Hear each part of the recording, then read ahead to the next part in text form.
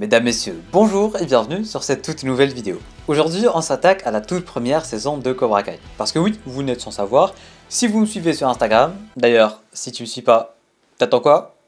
Genre vraiment, lien en description, vous savez qu'on est tous en plein marathon Cobra Kai pour bien se préparer à la fin. C'est aussi simple que ça, je vous ai mis une story il y a quelques jours de cela, je vous avais dit telle date, on commence un marathon Cobra Kai. C'est ce qu'on a fait, il y en a beaucoup qui sont en train de suivre le mouvement, comme ça on regarde saison par saison et ça va tomber à pic avant la fin de la saison 6. Par conséquent, je me suis dit que ce serait cool de revenir sur chacune de ces saisons à chaque fois que je termine le visionnage. Du coup, j'ai fini le visionnage de la première saison, l'occasion de revenir sur cette dernière, ça fera un peu de nostalgie, prenez ça comme une review de la saison 1 de Cobra Kai, juste avant la fin. Du coup voilà, j'ai pris une petite claque de nostalgie, c'était très cool et on va en parler durant cette vidéo. Avant qu'on ne commence, comme d'habitude, tu peux me laisser un petit pouce bleu pour me soutenir, tu peux t'abonner à la chaîne YouTube ainsi qu'activer les notifications. Bien évidemment, si le contenu global de la chaîne te plaît, on vise les 20 000 abonnés, c'est grâce à vous qu'on peut aller de l'avant et qu'on peut continuer à aller de l'avant, alors t'attends quoi? Je veux pas te faire le fameux speech, ouais vous êtes 99% qui sont pas abonnés à la chaîne. Mais abonnez-vous, comme ça je vais pas le faire pour la prochaine fois, parce que si vous vous abonnez pas, la prochaine fois je vous mets le fameux truc là en mode oh, abonné, non abonné, visionnage, tu vois. Alors abonne-toi, ça m'aiderait beaucoup. Sur ce, partons parler de la première saison de Cobra Kai.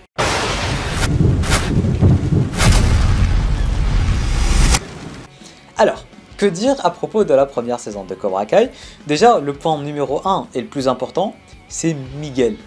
Miguel Prime, Miguel durant le tout premier tournoi de All Valley, du moins le 50e tournoi de All Valley.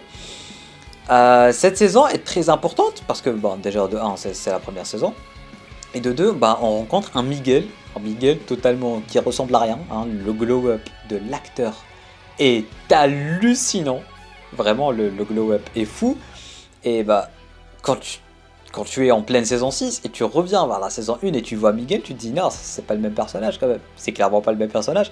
Et du coup, bah, tu retombes en nostalgie, que ce soit la relation Miguel et Sam qui commence à évoluer. Après, directement après, ça s'arrête à cause de Miguel qui fait un peu le con. J'avais totalement zappé que Robbie était dans la première saison. On a toujours tendance à oublier que Robbie est dans la première saison. Bon, on sait qu'il est dans la première saison, mais je sais pas, il y a un truc qui nous dit toujours que Robbie n'est pas dans la première saison. Mais pour le coup, la rivalité de Miguel et Robbie commence dès la première saison. Et elle a commencé d'une façon toute conne en fait. Quand tu remates la première saison, tu te rends compte que c'est Miguel le fautif dans sa relation avec Robbie. Et que c'est Johnny le fautif dans sa relation avec Daniel. Ouais. J'avais totalement oublié ça parce que au tout début, Daniel voulait arranger les choses, Johnny ne voulait pas. Et après, inversement, et c'est Miguel qui a provoqué Robbie. Et c'est l'esprit Cobra Kai de Miguel qui a fait en sorte que tout parte en vrille. Parce que, je sais pas, mais si vous vous rappelez bien, les 2 derniers épisodes de la saison 1, Miguel, il sourit même plus. Ou même les 3 derniers épisodes, hein.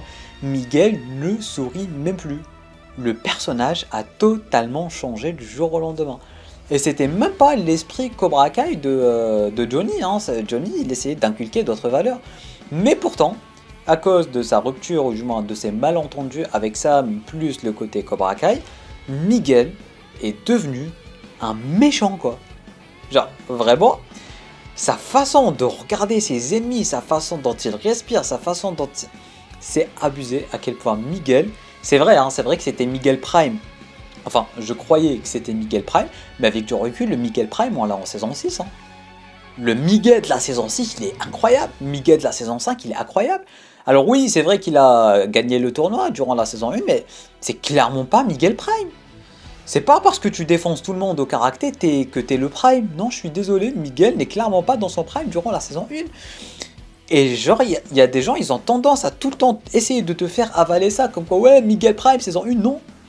Désolé, mais non, Miguel, bah son prime c'était à partir de la saison 4, hein. Saison 4, 5, 6, hein, parce que là, saison 1, c'est pas Miguel.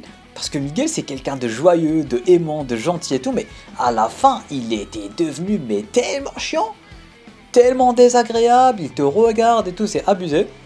C'est aussi un truc qui est déstabilisant, c'est Hawk.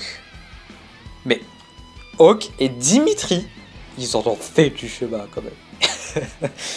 Vraiment, l'aigle et Dimitri, mais waouh, qu'est-ce qu'ils en ont fait du chemin, bon sang! Ils ont avancé dans leur vie, ces deux-là. Parce que tu revois Dimitri et l'aigle, mais c'est clairement pas les mêmes personnes. D'ailleurs, c'était même pas l'aigle, c'était Ellie. C'est du grand n'importe quoi, le développement de ces deux personnages-là. D'ailleurs, même Yasmine, hein, Yasmine, c'était une des plus grosses connasses que l'histoire ait jamais connue. Kyler, même chose. J'avais oublié à quel point Kyler, il avait peur de Miguel. J'avais zappé ce détail. Le mec, il flippe devant Miguel à chaque fois qu'il le voyait, il changeait son chemin. Vraiment, bon, c'est vrai que j'avais adoré le côté Miguel Prime, mais avant que Miguel devienne méchant, tu vois. Par exemple, la bataille dans la cafette et tout, c'était incroyable le combat dans la cafette, c'était trop cool. Mais à part ça, le tournoi aussi, c'était très cool, hein. Je nie pas les émotions que tu ressens toujours quand tu regardes Cobra Kai, parce que, rappelons-le, mais Cobra Kai, c'est tout con. Cobra Kai, c'est tout con. C'est rempli de clichés, il n'y a rien qui va, mais tu aimes quand même. Tu vois, c'est ça le gros problème de Cobra Kai. Malgré tout, tu aimes Cobra Kai. Malgré les clichés, malgré que parfois ça n'a ni que 10 têtes, tu aimes Cobra Kai. Parce que Cobra Kai, c'est avant tout de la motivation, c'est avant tout des développements de personnages, c'est avant tout des personnages tellement des personnages en fait, auxquels tu peux vraiment te mettre à leur place, et tu te rends compte, que la vie peut avancer. Et du coup, je sais pas, c'est un genre de motivation qui dit ouais, la vie elle va de l'avant. Et ils réussissent vraiment à bien travailler l'aspect karaté avec la vie en fait. Ils arrivent tellement bien à mélanger l'aspect karaté X-vie, c'est trop bien fait. C'est trop bien fait. Et cette première saison, c'est comme toute la série en général, c'est un petit banger en fait. Tu apprécies chaque moment passé devant la série. Il y a des trucs qu'ils refont à chaque saison, par exemple la fameuse rivalité Johnny-Daniel qui est toujours là. Et à chaque fois, au milieu de la saison, il y a un truc bien qui se passe entre les deux. Par exemple là, pour le coup, c'était durant l'avant-dernier épisode. Pour le coup, ils commencent à se dire que ce sont de bonnes personnes, ils commencent à s'apprécier, et boum, ça éclate encore plus. Jusqu'à la saison 6, ils font toujours ça, à chaque fois que ça va un tout petit peu mieux entre ces deux-là, ça explose de plus belle. Vraiment, c'est un délire. Robbie avec ses cheveux, il ressemble à rien. Je suis désolé, mais Robbie avec cheveux, il ressemble à rien. Je pense Robbie Prime, c'est saison 3, saison 4, si je me souviens bien, quand il a eu une belle coupe de BG là. Sam... C'est vrai qu'elle était à son prime en saison 1. En termes de bogossitude, bien évidemment. En termes de bogossitude, c'était la reine. Je viens de me rappeler pourquoi j'aimais Sam. Parce que Sam, en saison 1, voire même saison 2, c'était une reine. Là, je sais pas, il y a un truc qui cloche en saison 5, 6, je pense. Elle est toujours aussi belle, mais il y a un truc. Il y a un truc qui va pas. Alors je sais que l'actrice est malade et tout, il n'y a aucun souci, mais c'est vrai qu'elle a un peu glow down, vraiment, parce que saison 1, c'est un 10 sur 10, elle est tellement belle, vraiment, elle a un beau visage, quoi, vraiment, elle est belle. C'est vrai que c'est tout con comme côté de cette vidéo, mais Sam était vraiment, vraiment jolie. Mais du coup, voilà, je pense avoir fait le tour, c'était une bonne expérience, je l'ai rematé en 2 jours, hein, tellement c'est allé vite. Même si tu connais la série par cœur, ça va vite, tu t'ennuies pas. À chaque fois t'apprécies, Johnny qui fait toujours son Johnny, Johnny qui est toujours aussi iconique, c'est un banger. Amanda pour le coup elle a vieilli. Amanda, on ressent qu'elle a vieilli quand même. Bon, ça fait en même temps, 5 ans, un truc dans le genre. Non, plus, ça fait 6-7 ans quand même, hein. Ça fait 6-7 ans, du coup, c'est normal qu'elle ait vieilli, mais c'est vrai qu'elle était très BG quand même, Amanda aussi. Bon, je pense que cette vidéo, elle va un peu trop loin, mais Amanda et sa fille, elles sont BG. Est-ce que ça va pour vous? Et à part ça, voilà, du coup, c'était vraiment cool. La relation Miguel et Johnny, un banger. Et jusqu'à la saison 6, ils arrivent toujours à bien maintenir cette relation. Par exemple, l'épisode où Miguel a conclu et où Johnny a réussi à désexclure Cobra Kai du tournoi.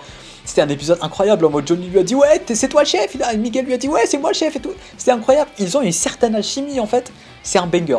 L'alchimie Miguel-Johnny est un banger absolu. Robbie aussi, à quel point, lui aussi il est un peu con quand même, comment il veut laisser 0 chance à son père. Bon, c'est compréhensible quand même, mais faut pas trop exagérer.